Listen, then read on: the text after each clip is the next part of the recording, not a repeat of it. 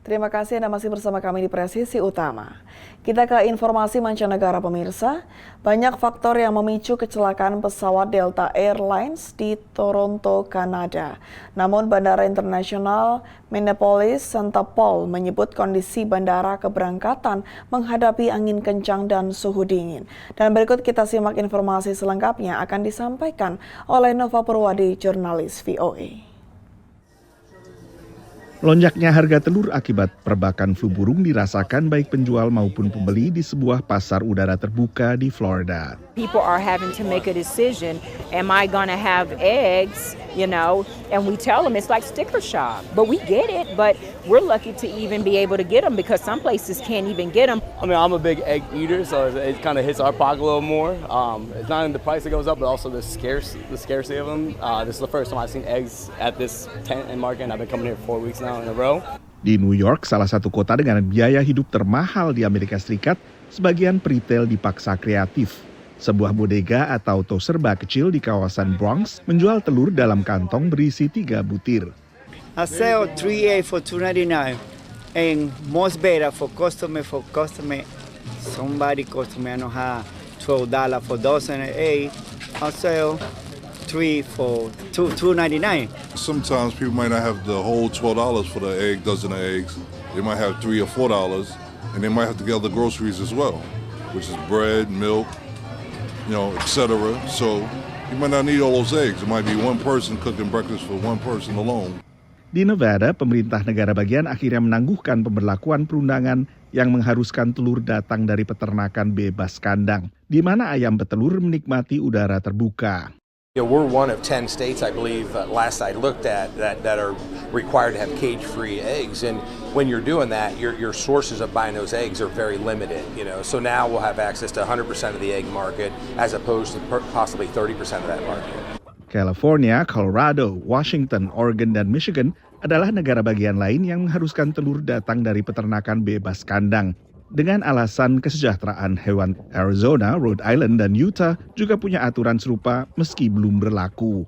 I'm at the point now where I've waited out as long as I can. I keep thinking it was going to go down, and I'm being told the opposite. It's going to go back up. Easter's right around the corner, and the reality of it is we're going to spike really big in April, and then I think after April we might see a little bit of relief. But I'm really hoping that the governor takes a good hard look at this cage-free thing and decides to keep this a permanent thing, because I can tell you based on the reaction of my customers that the majority of the Nevadans had no idea this was getting passed down. It just showed up one day. Tapi langkah seperti yang ditempuh oleh negara bagian Nevada dipertanyakan sebagian ekonom karena akar permasalahan tetap ada pada keterbatasan pasokan telur. Bila sebelum perbakan flu burung, jumlah ayam petelur di Amerika Serikat melampaui 330 juta ekor, maka saat ini angkanya sekitar 300 juta ekor. Dari Washington DC, saya Nova Purwadi dan tim VOA. Otoritas Afrika Selatan memperkenalkan sistem informasi digital yang menyediakan data pertanian bagi para petani kecil. Teknologi pertanian presisi ini memanfaatkan kecerdasan buatan dan data satelit untuk membantu petani meningkatkan produktivitas lahan dan hasil panen mereka. Dan berikut kita simak informasinya dari VOA. Kemajuan teknologi pertanian telah membantu petani komersial meningkatkan hasil panen mereka di seluruh dunia. Tapi masalah keterjangkauan dan aksesibilitas sering membuat petani kecil tidak memiliki akses ke teknologi yang sama. Untuk menjembatani kesenjangan ini, Dewan Penelitian Ilmiah dan Industri Afrika Selatan atau CSIR mengembangkan sistem berbasis web yang dirancang untuk petani kecil. Sistem ini disebut Sistem Informasi Pertanian Presisi atau PAIS. Moses Cheu adalah ilmuwan utama proyek ini. Menurutnya, platform ini menggunakan bahasa lokal dan kecerdasan buatan untuk menganalisis data yang bisa membantu petani membuat ladang mereka lebih produktif. We have adapted soil pH, soil organic content, soil nitrogen content or information that no other system has gone down to that level to generate such information. Data dikumpulkan dengan drone dan peralatan lain, kemudian dibandingkan dengan citra satelit untuk membantu petani mengoptimalkan kondisi pertumbuhan. Menurut CSIR, sistem ini bisa meningkatkan hasil panen petani hingga 20%.